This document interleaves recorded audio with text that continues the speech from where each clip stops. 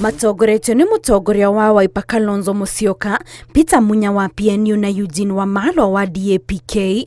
Atongoria a Azimio maugite ni maranyita mbaru makinya ma andu ethĩ ma kuhuranira bururi. A lot of them are young people between the ages of 18 and 23 or thereabouts.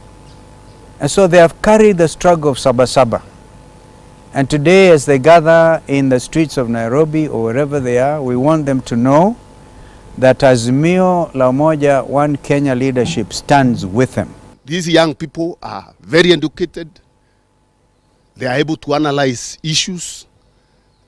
They have gone to the best schools. So a window dressing exercise will not satisfy them. So forget about saying you want to do some changes.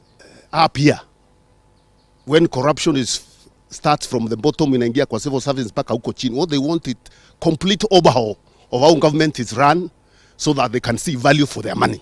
Makiaria mari kaunti-ini ya Meru, atongoria ni mathiete na mbere kugacirithia ucamba wa andu ethĩ, makiuga muthi wa Sabasaba maokorwo makiririkana na gucakaya aria othe moragirwo mirurungano-ini ya gutetia thirikari. Kenyans saw a little boy of 12 years whose body was riddled with bullets and who died at the hands of our police. We are here to commemorate these deaths, but also to salute the freedom fighters.